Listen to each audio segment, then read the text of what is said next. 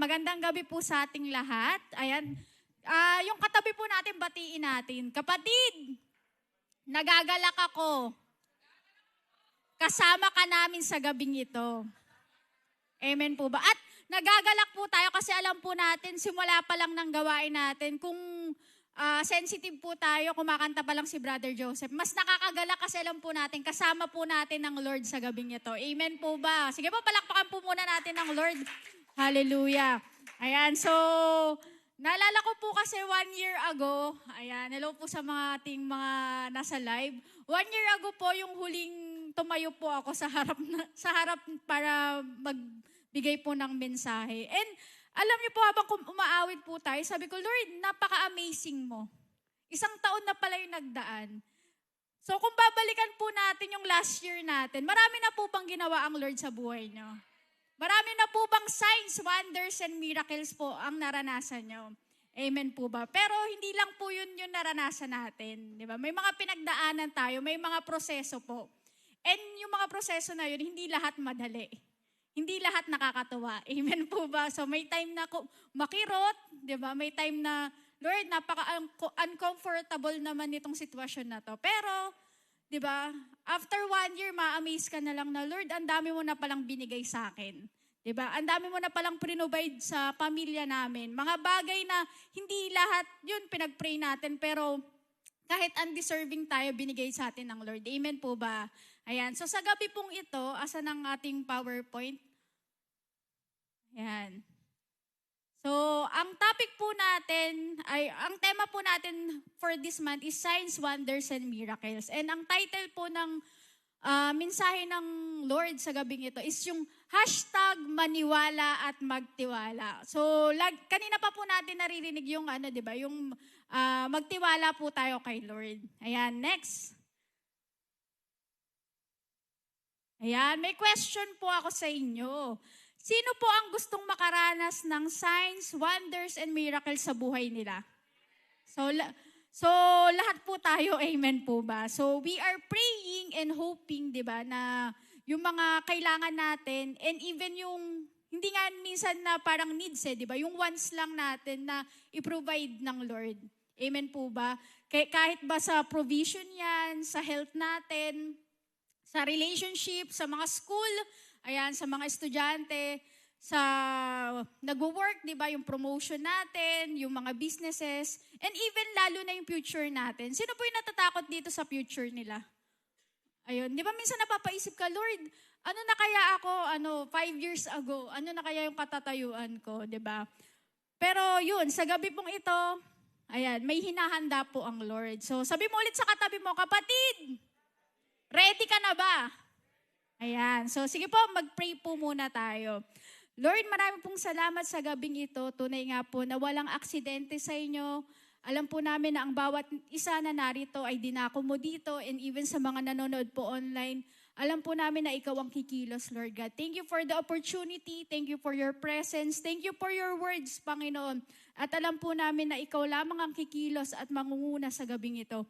Lord, we pray at winawasak po namin ang lahat ng hadlang or any distraction na gagawin ng kaaway para hindi po maging maayos at hindi maging matagumpay ang gawain ito.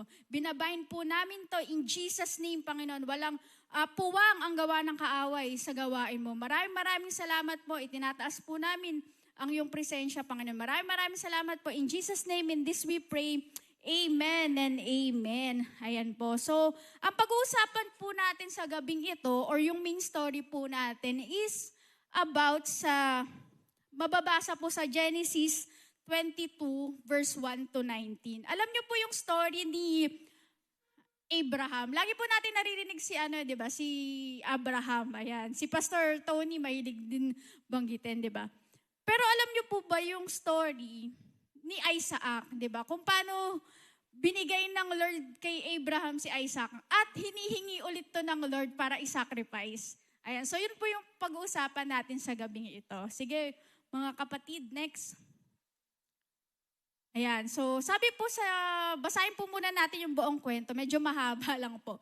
So sabi po sa verse 1, sabi niya, after these things, God tested Abraham and said to him, Abraham, and he said, here I am. Pag tinawag pa tayo ng Lord, masasabi kaya natin, Lord, nandito ako.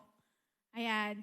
So, he said, take your son, your only son, Isaac, whom you love, and go to the land of Moriah and offer him there as a burnt offering on one of the mountains of which I shall tell you. So, pag marami po ba tayong anak, pwedeng isacrifice yung isa? Sa mga nanay, sa mga tatay, isasacrifice yung po ba yung anak nyo? Diba? Paano pa kaya yung kay Abraham, isang anak daw po, pinapasacrifice? Verse 3, so Abraham rose early in the morning, saddled his donkey, and took 2 of his young men with him, and his son Isaac. And he cut the wood for the burnt offering, and arose and went to the place of which God had told him. So, yun po, tukat na prepare na po ni Abraham lahat ng gamit. Nagsama siya ng mga assistant, tapos yung anak niya po. And verse 4, on the 3rd day, Abraham lifted up his eyes and saw the place from afar. So, sino na po yung nakapaglakad dito? 3 days dire-diretso. Lakad lang, walang sakay. Hindi pa po uso sakay nun di ba? Pero sabi dito, 3 days na silang naglalakad, pero yung pupuntahan nila, malayo pa din. Ayan, next. Ayan, sabi dito, sumobra. Ayan, sabi dito, then Abraham said to his young men, stay here with the donkey. I and the boy will go over there and worship and come again to you. So, nung medyo malapit-lapit na sila, sabi niya dun sa mga assistant niya, dito na lang kayo, kami na lang yung aakyat dun. So, and Abraham took the wood of the burnt offering and laid it on Isaac, his son. So, binigay niya, di ba? Pinabuhat niya kay Isaac. And he took in his hand the fire and the knife. So they went both of them together. And Isaac said to his father Abraham, my father. Ayan, nagtanong na si Isaac, sabi niya, Father, ano tayo ng offering? Bakit wala tayong dalang pang-offer? Diba? So sabi niya, behold the fire and the wood, but where is the lamb for a burnt offering? Abraham said, God will provide for himself the lamb for a burnt offering, my son. So they went both of them together. So yun na yung sinabi niya na si Lord yung magpo-provide. And dumiretso na sila maglakad. Next. Ayan. When they came to the place of which God had told him, Abraham built the altar there and laid the wood in order and bound Isaac, his son, and laid him on the altar on top of the wood. So, nung pumanta na sila doon, binild na ni Abraham yung altar. Tapos, tinali niya na si Isaac. Ayun. Tapos, pinahiga niya na. Isipin mo, di ba? Kung ikaw si Isaac, ako yung nagdala ng wood, ako pala yung susunugin. Di ba? Ano kaya yung pakiramdam nun? Then Abraham reached out his hand and took the knife to slaughter his son. But the angel of the Lord called to him from heaven and said, Abraham, Abraham. And he said, here I am. He said, do not lay your hand on the boy or do anything to him.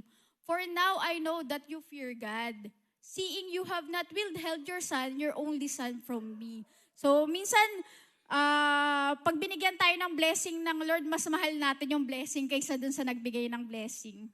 Amen po ba? Sad reality, pero may mga ganyan pong pagkakataon or may ganyang mga tao. Minsan may nagpe-pray, Lord, ibigay mo lang sa akin to, paglilingkuran kita. Pero pag binigay ng Lord, mas nawawala kay Lord.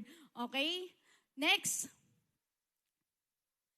And verse 13, sabi dito, and Abraham lifted up his eyes and looked, and behold, behind him was a ram, caught in a thicket by his horns, and Abraham went and took the ram and offered it up as a burnt offering instead of his son. So, sabi ni Abraham kay Isaac, di ba, si Lord yung magpo-provide. And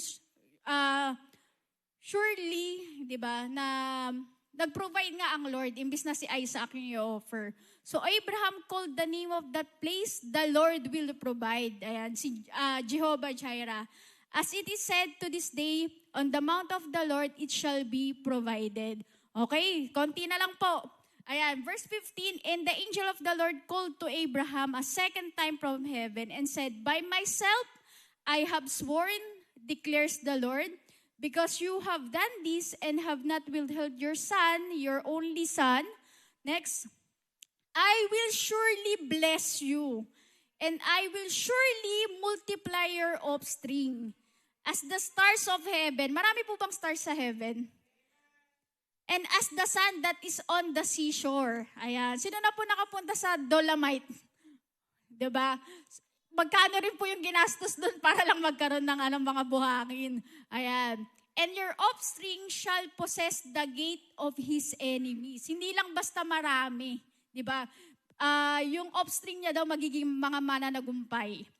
And in your offspring shall all the nations of the earth be blessed because you have obeyed my voice.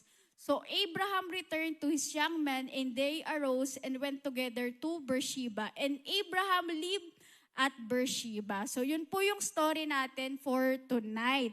So ano po yung matututunan natin sa story na yun? Ano yung marirelate natin na pag nagpe-pray tayo for signs, wonders, and miracles, ano ba yung ini-expect natin kay Lord? Ano ba yung pagdadaanan natin? And ano ba yung mga dapat natin gawin? So ito, 5 things to learn from the story. Number 1, ayan, we have to wait patiently.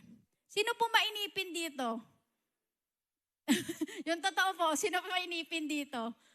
Sino yung pag may kadate? Biglang tumahimik Sabi dito sa Ecclesiastes 3:11, He has made everything beautiful in its time. He has also set eternity in the human heart, yet no one can fathom what God has done from beginning to end. Amen po ba? Nakatikim na po kayo ng mangga? Manggang hinog? Ayan. So may tinatawag po, di ba, na hinog talaga. Meron naman yung kinakalburo, yung pinipilit yung pagkahinog. Ayun. Pag kinompare nyo po yung dalawang yun, alin po yung mas masarap? Yung natural na nahinog or yung pinilit po? Yung natural. Ayan po. Katulad po niyan. Minsan pag may pinagpe-pray tayo kay Lord, naiinip ka na, Lord, gusto ko na mangyari to. Pag pinilit po natin ang pinilit at wala sa time ng Lord, di ba? Hindi maganda yung yung kalalabasan, di ba? Hindi yung best na gusto ibigay sa iyo ng Lord. Ayan. So ano yung marirelate natin dun sa story na we have to wait patiently. So to give you a short background, alam natin yung story ni Abraham, di ba? Tsaka ni Isaac. Pinag-pray nila si Isaac na dumating sa kanila. Si Abraham, nung una pong sinabi ng Lord sa kanya na bibigyan kita ng kumbaga, hindi naman direct na bibigyan kita ng anak. Sabi niya, di ba, na he will be father of all nations. 75 years old po si Abraham, di ba? And yung asawa niya po, si Sarah, di ba? Alam naman po natin, baog, di ba? And alam niyo po ba, bakit we have to wait patient? Alam niyo po kung ilang years nag-antay sila Abraham para dumating si Isaac? Ayun. So, nung makikita niyo po sa verse na yan, sa Genesis 21 verse 5, sinasabi po dun, 100 years old na si Abraham. So, di ba, to compute, 25 years po yung inantay nila para dumating si Isaac. Ayan, so kaya inaano ng Lord, anak, pag hindi pa dumadating, you wait patiently lang. Diba? And hindi lang po yun mag-aantay na, sige Lord, mag-aantay ako pag gusto ko. Diba? Dapat kinokorek din po natin yung attitude natin while waiting. Diba? Yung parang nag-aantay ka nga, pero parang atat na atat ka naman, or parang minsan, kino-question mo na si Lord, Lord, ba't ang tagal? Bakit parang walang nangyayari? Diba? And si Abraham, kung makikita po natin yung story niya, di ba? Yung faith niya, grabe. Pinatunayan niya na, di ba? Kaya siya yung tinawag na father of faith, di ba? Kasi grabe yung inantay niya, grabe yung testing na ginawa sa kanya ng Lord. Pero, di ba, hindi yun nawawalan ng kabuluhan. Okay? Next. Ayan. Number 2, sabi dito, most of the time, we do not understand God's plan. Diba? Minsan may mga, Lord, bakit ako dumadaan sa ganito? Diba? Lord, may nagawa ba akong mali? Diba? Minsan may mga ganun tayong question na, bakit ganito yung nararanasan ko? Ayan. So, before natin basahin yung verse, may pinaprepare akong video. Ayan. Panoorin lang. Short video lang siya. Bakit may mga times na akala natin malayo ang Lord sa atin? Minsan akala natin wala si Lord sa tabi natin or iniwan na tayo ng Lord or pinabayaan na tayo ng Lord.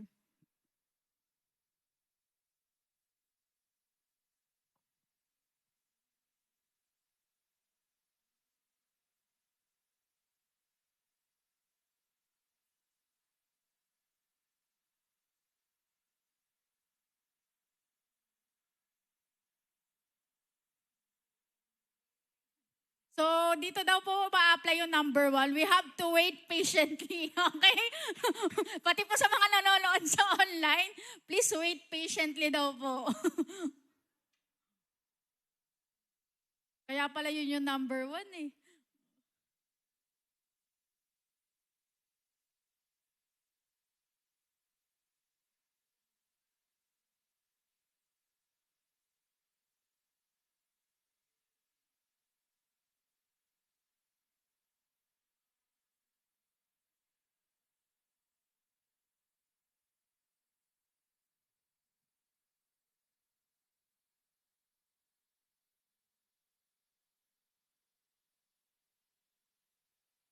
Ayan, habang inaayos po ng ating multimedia, ayan, sabi. Sa tingin niyo po, ayan, may tanong po ako ulit. Sa tingin niyo po, kung kayo po si Abraham, ano kaya yung magiging reaction niyo dun sa pinapagawa ng Lord? Yung antagal mo pinag-pray, di ba? Tapos sandali pa lang sinasabi na sa'yo ng Lord, ay, i-let go mo na yan. Ano kayang pakiramdam? Ayan, sige po.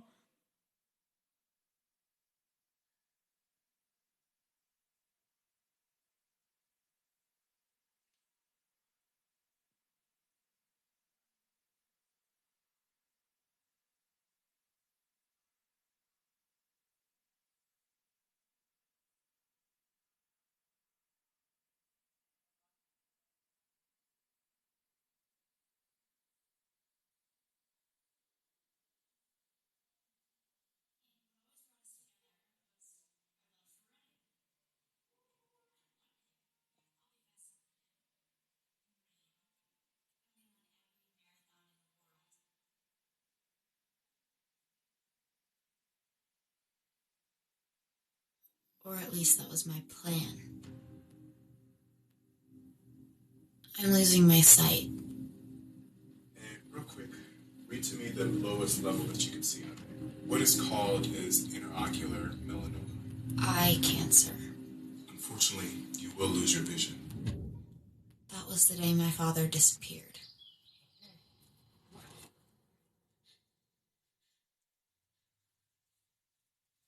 Dad! Wakey. Ready to run, Jed? I thought he would always be there for me. I guess I was wrong. Dad, where are you? Dad!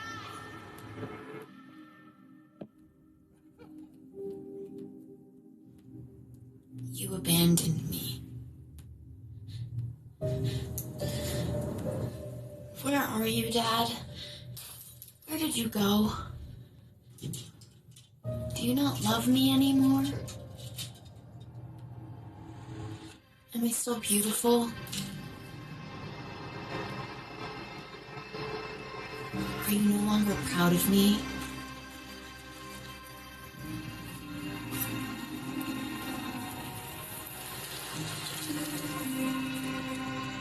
How could you leave me when I need you the most?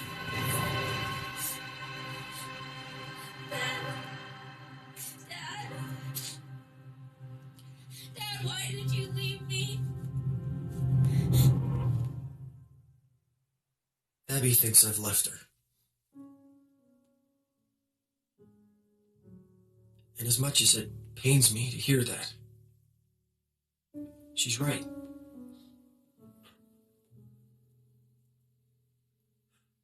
I've left her. The best that we can do is save the actual eye so that cosmetically she doesn't lose them. It's my girl. It's my girl. It's my little girl. There's support groups, and I know this is a very difficult time. I've left her to realize she's more courageous than she ever imagined. I've left her to discover how beautiful she is. from the inside out. I've left her to challenge herself in ways she never considered. I've left her to discover how strong she really is.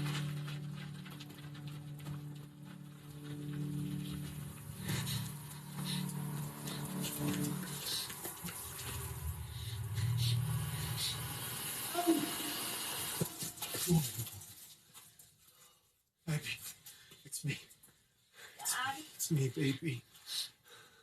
why did you leave me? I was right here. I was always here. Where did you go? I was always here, baby. No one believes in you more than I do. You love her.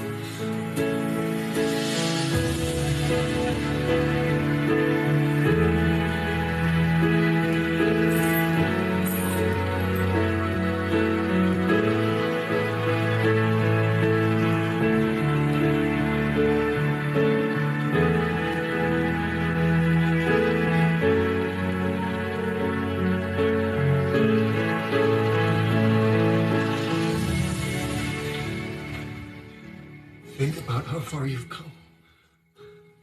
Jimmy. My dad says he gave me what I needed, not what I wanted.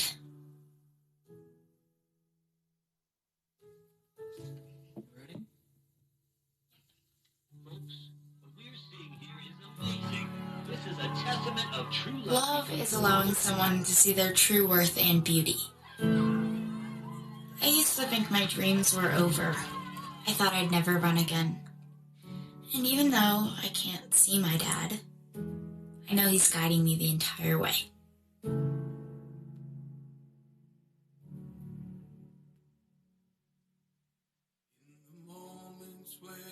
Amen. Ayun. So,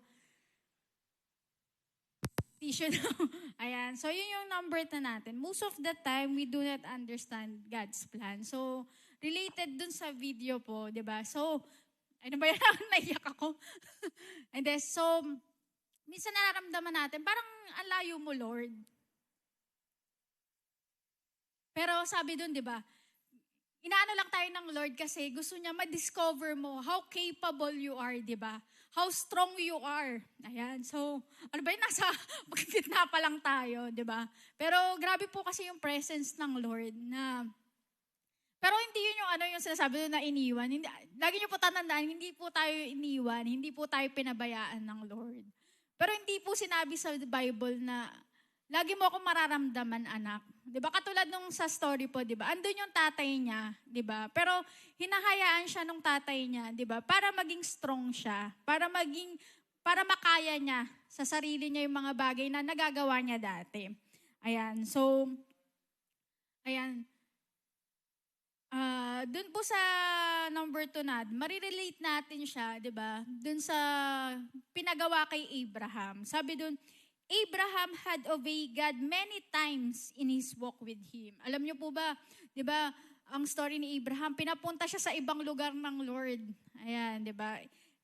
Nangako sa kanya ang Lord. He waited 25 years para dumating si Isaac. But no test could have been more severe than the one in Genesis 22, 'di ba? Yung pinag-pray mo, inantay mo ng 25 years, 'di ba? Tapos sinasabi sa iyo ng Lord, anak, yung nag-iisa mong anak, ibigay mo sa akin. Okay? Sabi po sa John 13:7, Jesus replied, "You do not realize now what I am doing, but later you will understand." So pag may mga times po na hindi nyo naiintindihan yung mga nangyayari sa inyo, lagi nyo rin pong i-declare tong verse na to, na hindi ko man naiintindihan sa ngayon, pero alam ko, Lord, may dahilan ka. Alam ko, Lord, may gagawin ka. 'Di ba? Hindi porket hindi natin naiintindihan, hindi na maganda ang plano ng Lord sa buhay natin. Amen? Ayan. So, we cannot comprehend po kasi yung pag-iisip ng Lord, yung plano ng Lord sa atin. Kasi lagi ko ngang naiisip din pag ako yung may pinagdadaanan ako. Tayo kasi nakikita lang natin yung piraso ng puzzle. Pero si Lord nakita na yan ng buo. Nakita na ng Lord yung buong buhay mo. 'Di ba? So kung ano yung magiging ending niyan, 'di ba? Kung ano yung mga pinaplano niya sa'yo, nakita na yun lahat ng Lord. So, and always remember po that His ways is higher than our ways and His thoughts is higher than our thoughts. So, yung mga bagay na akala mo the best na, 'di ba? Naisip ko, ito yung the best eh. Even tayo bilang mga magulang po, 'di ba? Ito yung inisip na, ito na yung the best sa anak ko, 'di ba? Wala pong magiging the best kundi yung plano po ng Lord sa buhay natin. Amen po ba? So, next. Ayan. God's command to sacrifice Isaac was to test Abraham's faith. Ayan. So, minsan po may mga bagay na lagi niyo po tatandaan, ang mga pagsubok, hindi po yan, hindi po yan ginusto ng Lord na maranasan natin. Pero, mahalaga po siya sa buhay natin. Lalo, sino po dito yung mga bagong Christian? Ayan, marami pala. Yung mga lumang Christian na lang. Ayun, di ba? Kung natatandaan niyo po ng mga simula kayo versus sa mga ngayon, di ba? Lord, mas grabihan yung pinagdadaanan ko ngayon, di ba? Pero every time na nalalagpasan mo, di ba? Maano mo, Lord, kaya ko pala, di ba? Ito pala yung mas grabe ka pala kumilos, di ba? Hindi lang yung sa kaya natin magtiwala kay Lord, kundi yung pagkilos mismo ng Lord na, Lord, parang may gagawin ka pa pala no? Ang dami pa palang, di ba? Yung sabi nga natin, lagi tayo na-amaze. Kasi everyday, laging may bagong hinahanda ang Lord sa atin. Amen? Ayan. So, God tests, prove, and purify our faith. Di ba? So, hindi pwedeng nakakilala tayo ng Lord, kay Lord, ganun na lang yung level ng faith natin. So, dumadaan din tayo sa mga testing kasi pinapatibay ng Lord yung faith natin. Naalala ko nga yung hindi ko maalala kung sino yung nag-share yung sa diamond, kung paano siya kinikinis. Diba? Pati yung sa shinare ni Ninang Bisa, yung sa wine preparation, diba? Parang ang daming pagdadaanan, diba? Bago yung finished product. So, ganun ka din, anak. So, kumbaga, kung ubas ka, diba? Iba pa rin yung, diba? Yung dumaan sa proseso, katulad ng wine, di ba? Kasi yung ubas, mahal na nga eh. Pero pag yung wine, di ba, na-process na, mas mahal pa. Ayan. And yung wine na, di ba, yung mas matagal na nga, mas mahal pa yun eh, di ba? So, isipin mo na lang, pag may pinagdadaanan ka din, ay, kumbaga yung level ko, di ba, yung worth na, natin, di ba, tinataas tayo ng Lord, di ba? Nile-level up tayo ng Lord. Ayan. So, they caused us to seek Him and trust Him more. Ayan. So, kapatid, kapag may pinagdadaanan, wag pong maging solusyon na bumitaw kay Lord. Mas kumapit po tayo. Amen? God's test of Abraham allowed his child and all the world to see the reality of faith in action. Hindi pwedeng puro po salita. Diba? Faith is more than an inner spiritual attitude. So, hindi pwedeng, ay, naniniwala lang ako, diba? Pero sa gawa natin, hindi. Sabi nga po sa James 2:18, but someone will say, you have faith and I have works. Show me your faith apart from your works and I will show you my faith by my works. Ayan, so, ang inaano lang po dun, diba? Lagi rin natin naririnig na faith without works is dead. Ayan po. So, kaya hindi pwedeng, Lord, naniniwala lang ako. Pero yung mga ginagawa natin, parang hindi tayo nagtitiwala kay Lord, diba? Next. Ayan, alam niyo po ba, ayan, kasi signs, wonders, and miracles, di ba? God's command to sacrifice Isaac was to foreshadow God's greatest sign, wonder, and miracle of all times. Alam niyo po ba yon? The sacrifice of His own Son, Jesus. So, pinakita po dun, di ba, inulit-ulit, yung sabi niya, your son, your only son. So, sign po yan nung padating si Jesus Christ, di ba? And the story of Abraham prefigures the New Testament teaching of the atonement, the sacrificial offering of the Lord Jesus on the cross for the sin of mankind. Ayan, so minsan din natin naiintindihan, pero si Lord advance mag-isip eh. Amen po ba? Na yung yung pinakita niya or in-example niya kay Isaac pala is yung mismong gagawin niya para magkaroon po tayo ng kaligtasan. Next. Ayan. Number 3, sometimes God will bring us into uncomfortable places or situations. Sino po yung nakakaranas nito? Ayan. Naalala ko rin kasi yung post ni si Mea yata nag-post nung nagpunta silang Bicol, ayan, ni Ninang Bell, di ba? So, minsan, di ba, pag maganda yung lugar, pag tumatanggap yung mga taong sinisharean mo, ang sarap po mag-share, di ba? Nagme-message nga kami nito ni Gwen, naalala ko kasi. Sabi ko sa kanya, kasi may shinera na matanda. So sabi niya, Ate Pao, tuwang-tuwa ako kasi ganun lang, kumbaga ang bilis pa lang makapag-share sa ibang tao. Tapos sabi ko, alam mo anak, sabi ko, kaninang umaga nung papasok ako, hindi ko rin alam kung ba't ganun yung niremind sa akin ng Lord. Sabi niya, anak, susunod ka ba kasi madali or susunod ka kasi yun yung pinapagawa ko?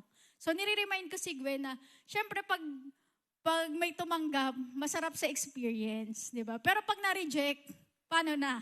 Di ba? Minsan makakaramdam tayo ng discouragement, di ba? Heartbroken tayo. Pero hindi po tayo titigil doon, di ba? Basta ginawa po natin yung kailangan natin para kay Lord, di ba? Follow-up team.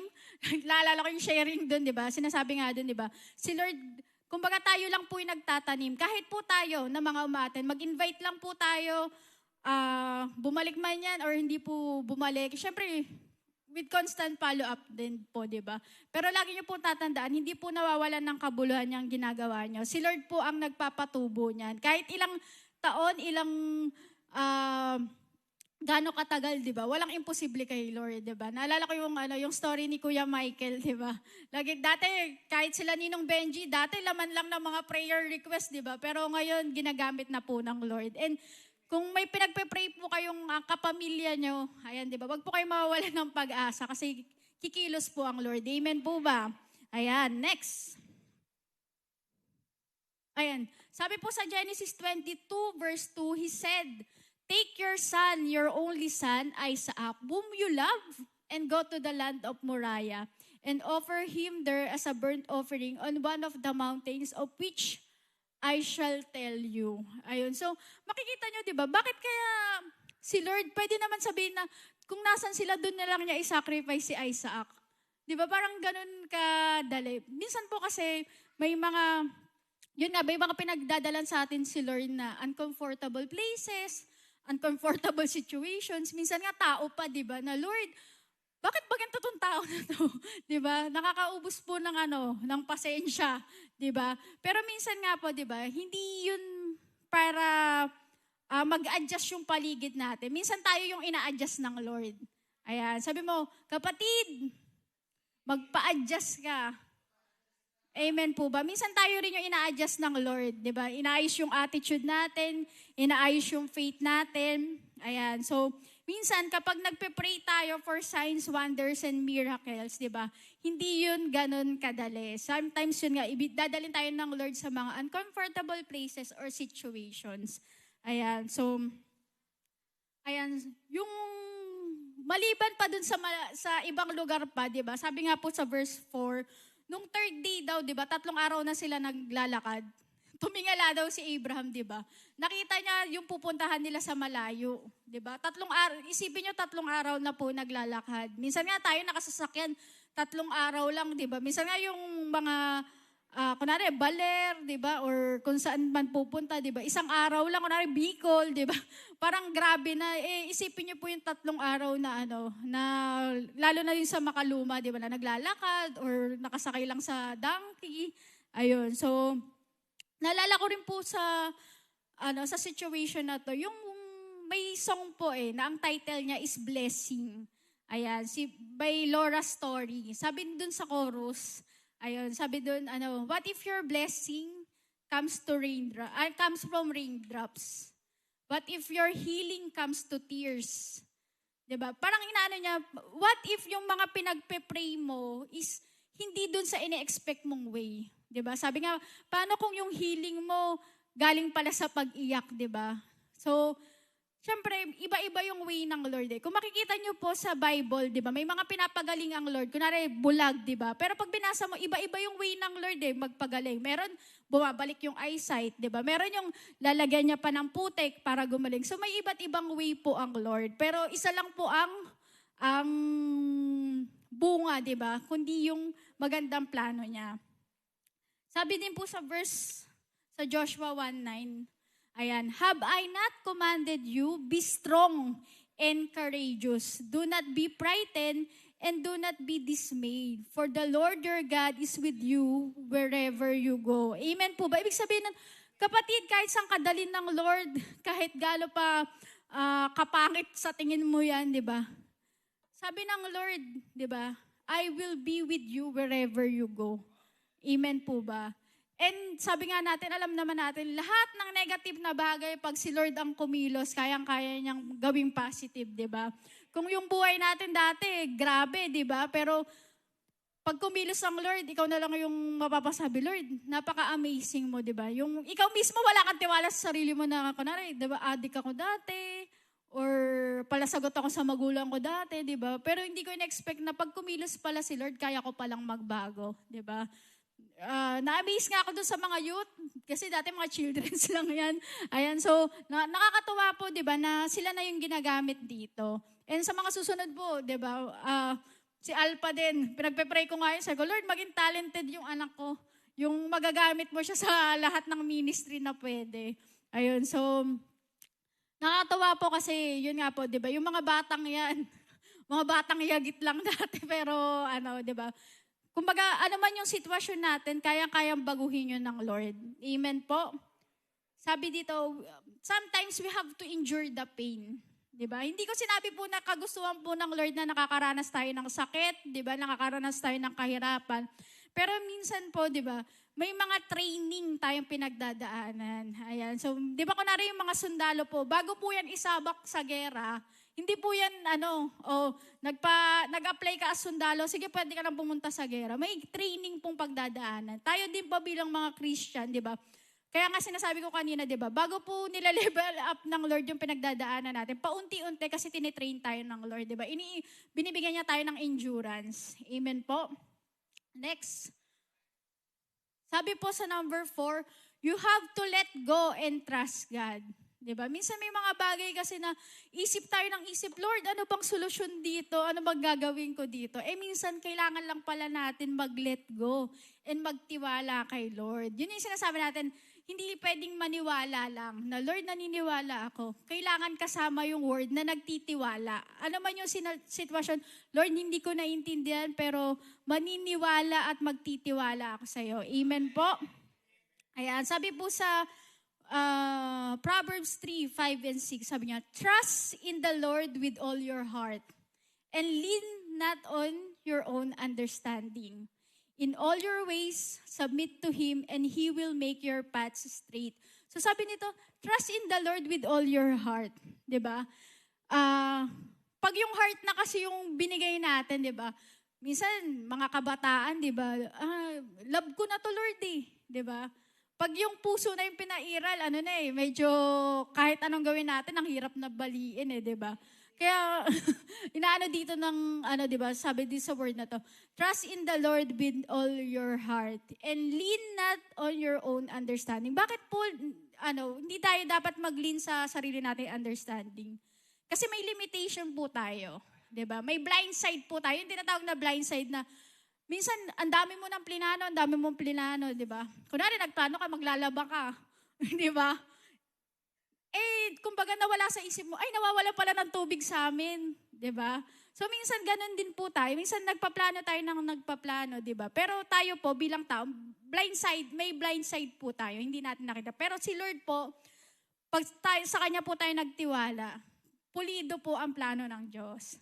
Sabi dito, in all your ways. Ayan, hindi po pwedeng sa pera lang, hindi po pwedeng pag-attend lang ng church, di ba? Sa lahat daw po ng ways natin, isubmit natin sa Kanya. And pag sinubmit po natin sa Kanya, si Lord na po ang kikilos. Amen po? Ayan. Next.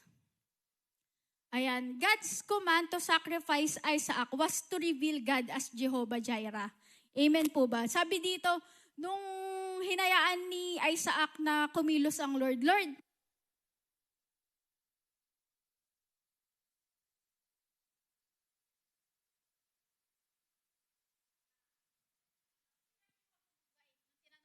asan yung mga gamit nandito na, pero bakit wala tayong i-offer, di ba? Pero sabi niya, di ba, si Lord ang magpo-provide. So, dahil po dyan, di ba, on the way up to the mountain, to the place of sacrifice, Isaac inquired, di ba, tinanong, asan yung animal na isa-sacrifice, di ba? And yun nga, sabi po dito sa Genesis 22:8, God Himself will provide the lamb for the burnt offering, my son. And sa verse 14 po, di ba, Abraham called the place, the Lord will provide, Jehovah Jireh. Thus we have another character revealing name of God, Jehovah Jireh. Amen po ba? Alam niyo po ba, di ba, sa binasa po natin, after po sabihin ng angel na wag pong galawin ni Abraham si Isaac, nakakita po sila ng ram. Okay, yung ram po, compare sa lamb, yung lamb po kasi is batang tupa. Yung ram po is matanda. Hindi, kumbaga, male version na, di ba? Boy tsaka male. Ayan, sabi dito, naisip nyo daw po ba, bakit daw po ram yung sinacrifice instead of lamb? Kasi di ba, sign siya na si Jesus nga is isa-sacrifice, di ba? So, we know that Jesus came as the Lamb of God. So, si Jesus po, dumating sa mundo bilang baby po, bilang tao na naging baby po, di ba? Who will take away the sins of the world? We also know that Jesus was our Passover lamb, sacrifice for us. So, why wouldn't God have provided a lamb rather than a ram? So, bakit daw po lamb? Ay, bakit hindi lamb? Bakit ram yung provide? The answer is really quite simple. Simple lang daw po. Kasi daw po, yung lamb is batang tupa nga po. Like the ram, God provided. Jesus was an adult. Diba? Nung sinacrifice na siya, diba? Kumbaga, na siya, hinog na. Diba? Just as the ram was a male sheep, Jesus was a man. And just as the sheep were perfect and without blemish, Jesus was sinless, having lived His life in perfect obedience. So, maisip nyo, di ba, pwede naman pinanganak si Jesus tapos sinacrifice na kagad, di ba? Kumbaga namatay na siya kagad. Pero, yun nga yung sinasabi, di ba, na wala daw pinagdaanan tayo, di ba, yung mga pinagdadaanan. Walang pinagdaanan na hindi natin kaya. Kasi si Jesus nga, di ba, kumbaga pinagdaanan niya yun. And lagi nga natin sinasabi, minsan yung pagpe-pray lang eh. Si Jesus na nga rin, pero, di ba, yung prayer life niya, di ba, compare sa atin, di ba? And for these reasons, the ram that God provided clearly pointed to the Lamb of God that He would one day provide. As the sacrificial, pure, and sinless Lamb of God, Jesus was able to take on our sins upon Himself and make atonement for them. And alam niyo po ba na yung presyo ng ram versus sa lamb, sino may idea? Ayan, so alam niyo po ba na kung ang presyo ng batang tupa is, sabi mo 200 pesos, or ang example kasi dun $200 eh, di ba? Ang presyo po ng ram is times 5.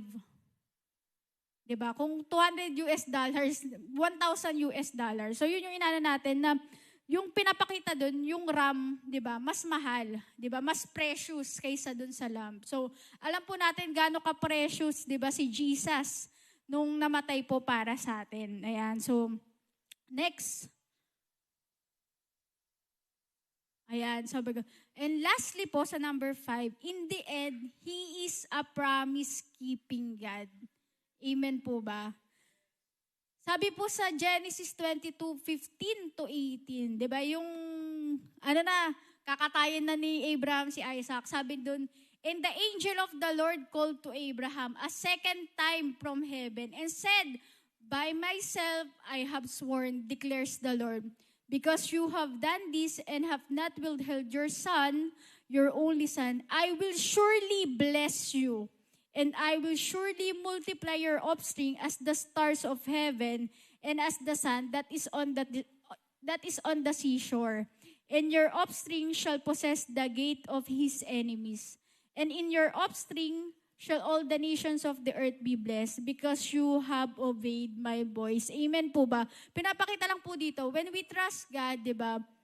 When we believe in God, dun sa pinapagawa niya sa atin, hindi man natin naiintindihan, hindi man madali, or hindi man comfortable sa atin, ang ending daw po nun, di ba? Papatunayan ng Lord na He is a promise-keeping God. Amen po ba? Sabi nga po sa nakita ko na shinare din ni Baby, sabi niya, dun sa usapang discipleship, sabi, sa bawat testing ay siguradong may blessing. Amen po ba? Paano nga ng James 1:12? Ayan. Sabi dun, sa bawat testing ay siguradong may blessing. And ang mababasa po natin sa James 1, blessed is the man who endures temptation. For when he has been approved, he will receive the crown of life, which the Lord has promised to those who love Him. Yan po yung sa James 1:12. So, yun din yung reason bakit sinasabi ng Lord na minsan kailangan natin i-endure yung process. Amen po. Pabalik sa PowerPoint, Ate Abby. Ayan, next. Ayan, sabi rin po sa Numbers 23:19, sabi dito, God is not man that He should lie, or a son of man that He should change His mind. Has He said, and will He not do it? Or has He spoken, and will He not fulfill it? Diba? Sabi nga ni Kuya Joseph kanina, nag-start pa lang tayo, diba? Ang Lord daw, diba, hindi katulad ng tao, diba? Na nangangako, napapako, diba? Or nagbabago yung isip. Amen po. Next. Ayan, so yun po yung 5 things na tututunan po natin dun sa story. We have to wait patiently. Most of the time, we do not understand God's plan. Number 3, sometimes God will bring us into uncomfortable places or situations. Number 4, you have to let go and trust God. And number 5, in the end, He is a promise-keeping God. So, when we pray for signs, wonders, and miracles, ano man po yung pinagpe-pray natin sa buhay natin, lagi po natin tatandaan na may proseso po tayong pagdadaanan. Hindi po yun instant lagi. Ayan, next. Ayan, so before po tayo mag-end, may i-share lang po akong konti. Ayan, so yung title po nung ano natin, na maniwala at magtiwala, is a personal word sa akin ng Lord. Kasi po, di ba, madaling sabihin na, Lord, nagtitiwala ako sa'yo. Pero minsan, di ba, may times na, Lord, ba't ganito yung nararanasan ko? Ba't ganito yung nararamdaman ko, di ba? And personally, alam po yan ni Brother Alexis, di ba, na sa totoo lang nga, sabi ko, kung kanino ko po pinasa tong preaching schedule ko, sabi ko, Lord, parang hindi ako comfortable na na tumayo ulit. Sabi ko, parang wala ako sa kondisyon. Diba? And minsan nga kunwari kaila Pastor Tony, sabi ko, Dad, may pinagdadaanan ako, parang ganon. Siguro maintindihan din to ng mga nanay, di ba? Na minsan, prepare mo yung sarili mo, mga anak, di ba? Prepare mo yung mga gamit ng anak mo. Pero yung after mo mga anak, marami palang magbabago. Physically lang, ang daming changes di ba? So, sabi ko, Lord, sabi ko nga, di ba, 1 year ago, nung huli akong tumayo para mag-message, di ba? Sabi ko, Lord, grabe, ang dami nang nangyayari. Ayan, di ba? And hindi ko pa po kasi nakwento nung nanganak ako mismo. So, before po ako manganak, Sunday yun Naka-attend pa po kami ng midweek service. Sister Mayan yung nag-share nun Minessage ko nga si Mayan, sabi ko, syempre andun yung nag-prepare ka naman. Pero nung padating na, sabi ko, Lord, andun yung takot ko. What if, sinabihan ko na kay si Brother Alex, sabi ko, pagpapipiliin ka kung yung anak mo or yung ako, sabi ko, yung anak mo na lang piliin mo. Parang gano'n na yung ko. Tapos, tipong parang gusto ko na magsulat ng letter, gusto ko na magsulat ng, eto yung mga habilin ko pag parang gano'n ka-advance yung naisip ko. Then, ayun po, dumating yung time na Sinabihan po kasi ako nung Wednesday, mga anak na ako. Eh, di ba nakatimpa po kami midweek? Hanggang Saturday, hindi humihilab yung tiyan ko. Sabi ko, Lord, ano ba to? Pero isa po sa prayer ko, sabi ko, Lord, bigyan mo ako ng mataas na pain tolerance. Kasi sabi nila, sobrang sakit daw eh. Ayan, so, yun nga po, pumasok kami doon. Kala ko Saturday, mga anak na ako. Hanggang, nagtatawanan pa kami nito eh. Tawa-tawa pa kami, kwento-kwentuhan, pero bawal na kumain. Ayan. Tapos nung madaling araw po, ayun na. Sabi ko, Lord, iba na yung nararamdaman ko. Kumbaga sabi ko, mataas yung pain tolerance ko, pero nung time na yun, sabi ko, Lord, hindi ko na kumbaga hindi mo na ma-describe yung sakit. Ayan. Ano po yun, 1:30 ng madaling araw. Tapos pumasok na po yung mga nurse. 2 a.m. po, sabi niya, antay po kayo 2 a.m. Sabi niya, kasi pag dinala po kayo sa delivery room, wala na pong pahinga doon. Tapos, nag-iisip nga din ako, paano kaya yun? Wala pa yung OB ko dito, wala yung doktora ko, puro nurse yun nandito. Diba? Ayun na po, 2 o'clock, sabi ko, kasi dito, hindi ko na talaga kaya, sabi ko, masakit na talaga. Dinala na po ako doon. Tapos, bawal po pumasok si Brother Alexis. Ako lang po talaga yun nandun. Talagang, talagang prayer lang. Sabi ko, in Jesus' name, ikaw yung kumilos, Lord. Then, pagdating po doon, ayun na, masakit na po. Pinesto na po ako. So, sabi niya, iri po kayo, misis. Ito po ang nakakatawa. Kasi, di ba, yung sa hindi po nakakaalam kasi, dinugo po kasi ako bago ko na-deliver yung baby ko. Kumbaga yung journey hindi naging madali. Tapos sabi ko, paano ba umiri? Kasi nga hindi nga ako umiiri kasi bawal. Kasi di ba parang kumbaga pa nga po ako ng pampakapit. Eto na po, hindi po ako marunong umiri.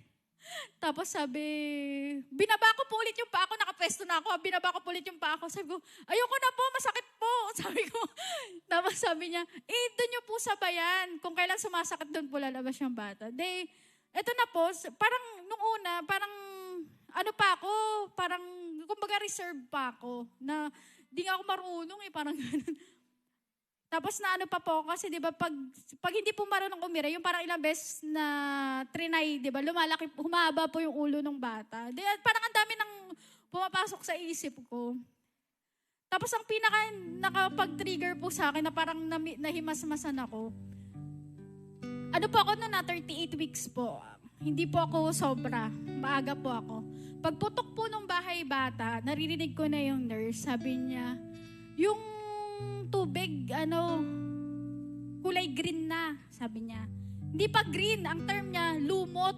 So, kung maano niyo po yun, ibig sabihin po, yung baby, pumups na sa loob. So, kung kulay lumot na po, ibig sabihin, matagal na yung duration na dumumi siya. So, may possibility po na mainom niya and malason po yung baby. So, yun na nung ganun na daw po. Sabi ko, Lord, kailangan ko na ito mailabas.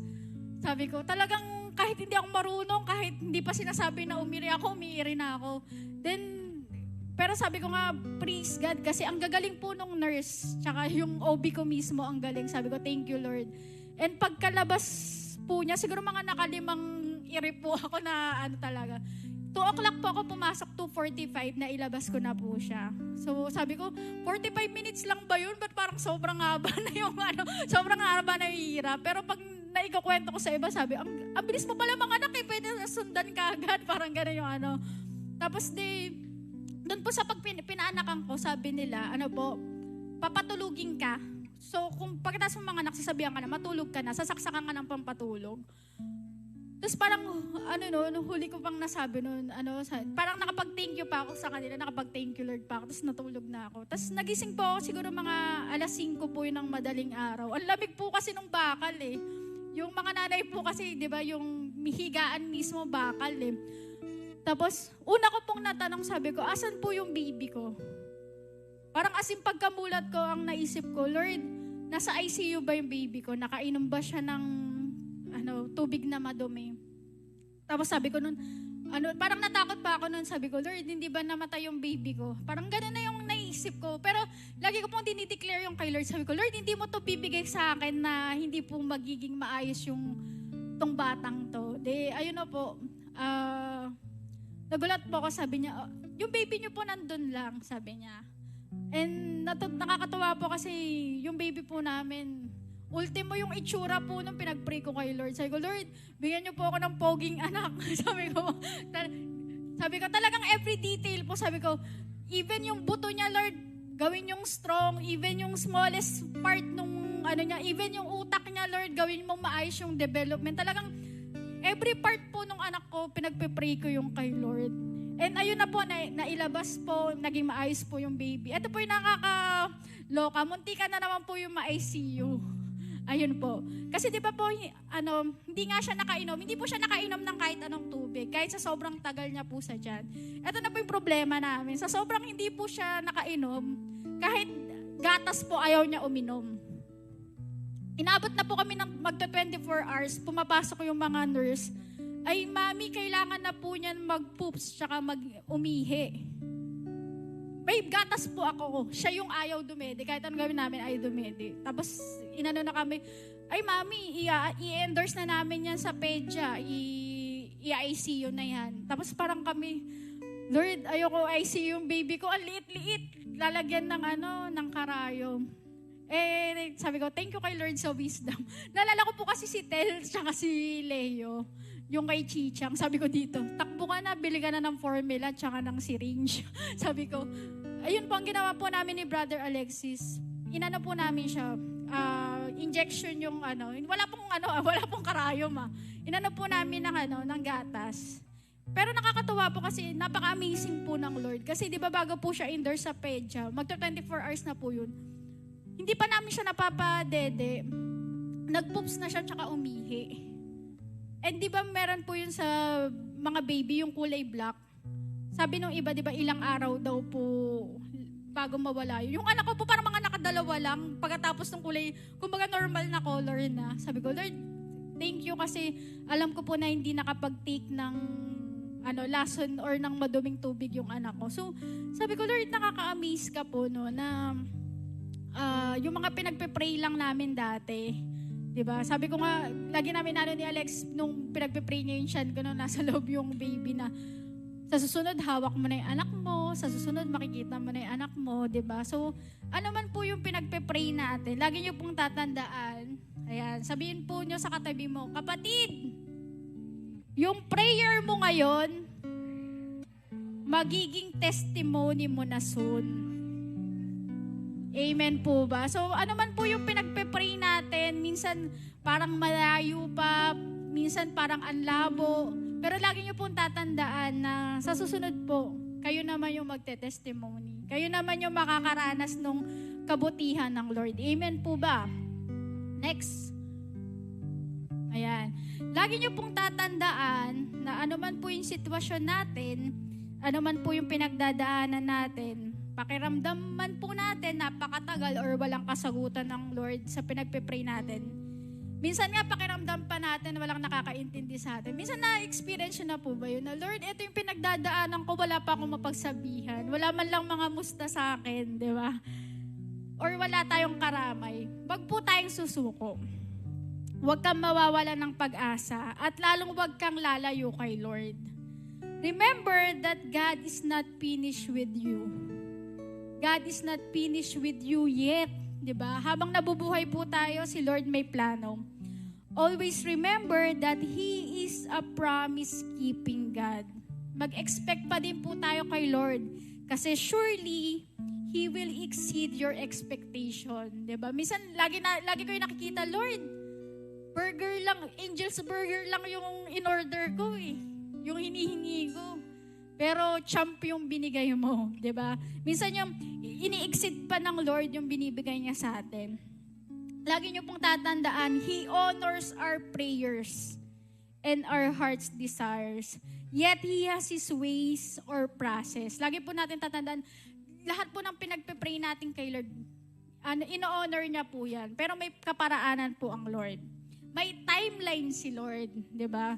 May perfect timing siya at may process kang pagdadaanan. So before we close tonight, let me share this word in Habakkuk 2:3. If it seems slow, wait for it. It will surely come, it will not delay. Amen po ba? So, kapatid, laging on time si Lord. Yun po yung tatandaan natin. And sa mga signs, wonders, and miracles na pinagpe-pray natin kay Lord, di ba? Kung ang nag-iisang anak niya hindi niya pinagdamot, how much more, di ba? Yung mga material, di ba? Yung mga maliliit na bagay, hindi yan ipagdadamat ng Lord. Amen po ba? So, tara po, let's close in prayer. Pero before that, let's worship God po sa gabing ito. Sige po. Tumayo po tayo.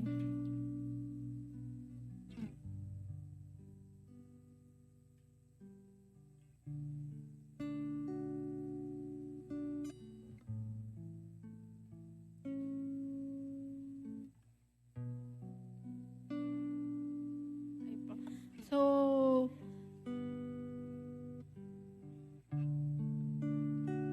itong kanta po natin kanina na worship song, nirequest ko po talaga to sa worship team. Diba? Kasi nung mga times na may pinagdadaanan po ako, diba? Physically, mentally, at sa iba pang bagay. Niremind ako ng Lord sa kantang to, diba? And umano nga yung sinabi yung paulit-ulit din na sinabi ni Kuya Otep, 'di ba? Sabi niya doon, you are mine, 'di ba? Imagine ilang beses ka sasabihin ng Lord, 'di ba? Anak, ano man yung pinagdadaanan mo, lagi mong tatandaan, you are mine. 'Di ba? Kahit feeling mo ginugupo ka na ng kaaway, lagi mong tatandaan, hindi yung mangyayari kasi sasabihin ng Lord, you are mine. Amen po ba? Sige po. Gawin po nating prayer itong kanta na to.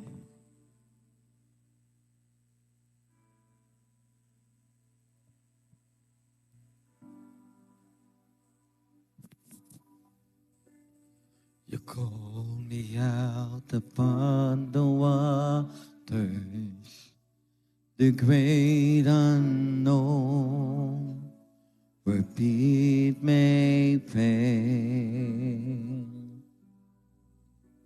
And there I found you in the mystery, an ocean's deep, my pail will stand. And I will call upon your name and keep my eyes above the waves. When the oceans rise, my soul will rest in your embrace. But I am yours, and you are mine.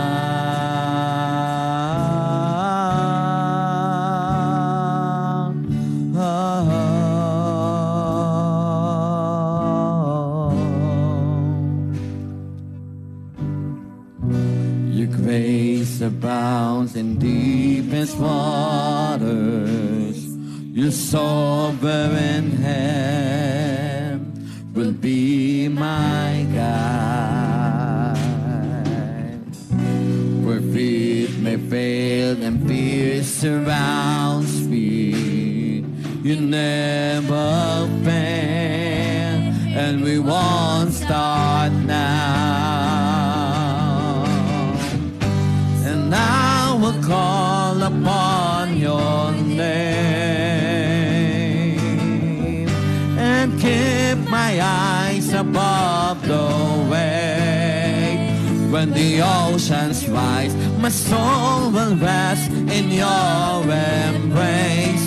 But I am yours, and you are mine.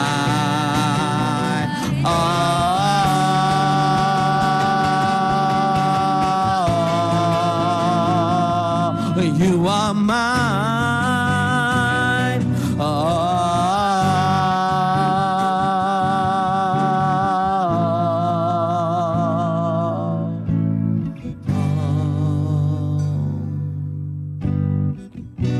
Spirit, lead me where my trust is without borders.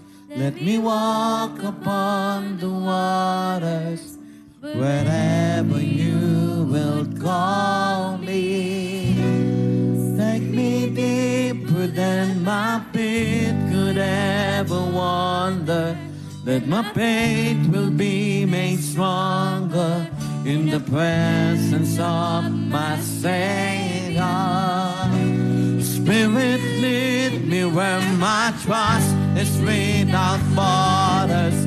Let me walk upon the waters wherever you would call me. Take me deeper than my feet could ever wander. When my faith will be made stronger in the presence of my Savior. The Spirit lead me where my trust is without borders. Let me walk upon the waters whenever you would call me. You take me deeper than my feet could ever wander. And my faith will be made stronger in the presence of my Savior.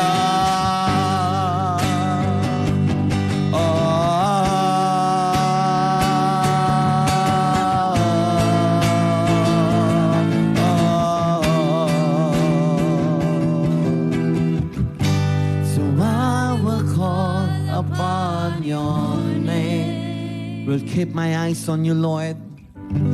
And keep my eyes above the waves. When the oceans rise, my soul will rest in your embrace. But I am yours, and you are mine. Oh, you are mine. You are mine.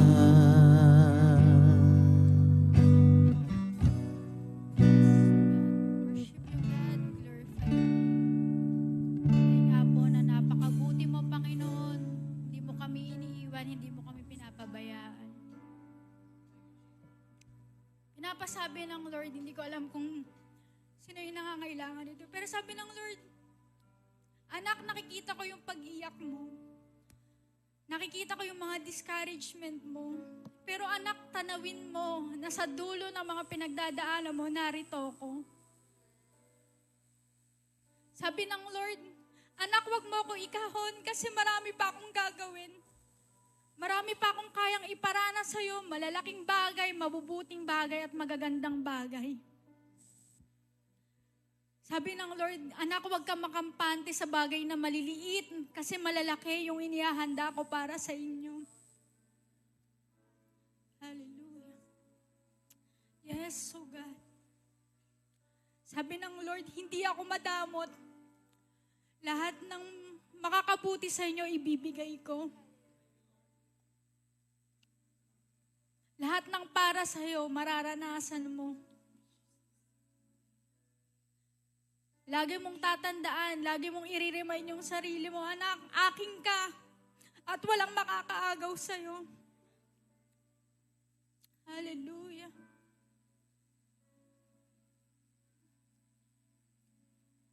Hallelujah. Yes, so God, we worship you, God. We glorify your name. Lord, sa gabi pong ito, tunay nga po na alam po namin na ikaw po ang kumilos. Ang presensya mo ay kasama namin, Panginoon. Hindi man po namin alam ang pinagdadaanan ng bawat isa, ano man po ang kanilang dinidesire, ang kanilang pinagpe-pray. Pero Lord, alam po namin na hindi kayo bingi. Hindi kayo madamot. At wala kayong ipagkakait na mga mabubuting bagay para sa mga anak niyo. Sabi niya, anak, huwag kang mainip. May perfect timing ako para sa mga bagay na yan. Continue to serve me, sabi ng Lord. Mas magpagamit ka pa sa akin at yung mga bagay na yan ay idadagdag ko sa'yo, sabi ng Lord. Hallelujah. Lord, sa gabi pong ito, tunay nga po na napakabuti mo, Panginoon. Hindi mo kami, Lord God, iniiwan, Lord God. And alam po namin na sa mga susunod na araw, sa mga susunod na taon, Panginoon, mas ma-amaze pa kami sa mga signs, wonders, and miracles, Lord God. Hindi lamang po ng ibang tao, kundi sa buhay namin mismo, Lord God. Alam po namin na sa mga ilang taon, sa mga ilang araw mula ngayon, nasa mas maganda kaming kalagayan, Panginoon. Nasa mas maayos kaming lugar, Panginoon. Hindi man maging madali, Lord God, ang mga proseso, but we pray, O God, bigyan niyo po kami ng endurance. Bigyan niyo po kami ng katatagan ng loob. Bigyan niyo po kami ng kalakasan at encouragement, Panginoon. At lalong, Lord God, bigyan niyo po kami ng kauhawan, Lord God, sa presensya mo, Lord God, sa salita mo. Hindi dahil sa mga mabubuting bagay na mararanasan namin, kundi unang-una, Lord God, binigay mo na po yung the best sign, wonder, and miracle sa buhay namin. Yung kaligtasan sa buhay ni Jesus, Panginoon. And Lord, sa gabi pong ito, patuloy namin tinataas ang puso ng bawat isa, Lord. We pray, O God, bigyan niyo po kami ng pure heart sa mga didinisire namin, sa mga pinagpiprayin po namin. Maging handa rin po kami, Lord God, sa mga pagpapala na ibibigay niyo. Lagi niyo po kaming i-remind, Panginoon, na ang importante, Lord God, ay ikaw more than sa blessing, Panginoon. Huwag niyo pong hayaan na ang mga blessing ito ay maging reason para malayo kami sa iyo, Panginoon. We pray, O God, na the more you bless us, Panginoon, the more, Lord God, na magkaroon kami ng kauhawan sa iyo. The more na maging pagpapala kami sa ibang tao, sa iglesia mo, O God. Lalo na po sa pag-abot ng mga kaluluwa, O God, na nangangailangan ng pag-asa, Panginoon. And Lord, sa gabi pong ito, tunay nga po na ikaw po ang kikilos and na-excite na kami, Panginoon. Alam po namin na bibigyan niyo po ng testimony ang bawat isa kung paano ka po kumilos sa buhay nila. And we pray sa aming pansamantalang paghihiwalay, Lord God, yung pag-iingat niyo, balutan niyo po kami ng inyong banal na dugo, Panginoon. And Lord, we pray sa aming mission team, ikaw po ang kumilos, O God. Ikaw po ang banguna sa mga lingkod mo at sa mga taong makakarinig po ng salita through them, Panginoon. Bless them, Panginoon, hindi lamang po spiritually, kundi physically, Lord God, at sa iba pa pong bagay. We are blessed, O God, sa buhay ng mga taong ito na hindi pinagkakait ang kanilang talento, ang kanilang buhay, ang kanilang resources, Panginoon. Maraming salamat po, Lord God. And we declare ang katagumpayan, Lord God, ng iyong mission, katulad po ng katagumpayan, Lord God, ng bawat gawain, Panginoon. Maraming salamat po. Ang lahat ng anak ng Diyos ay magsabi ng Amen and Amen. Sige po, magandang gabi and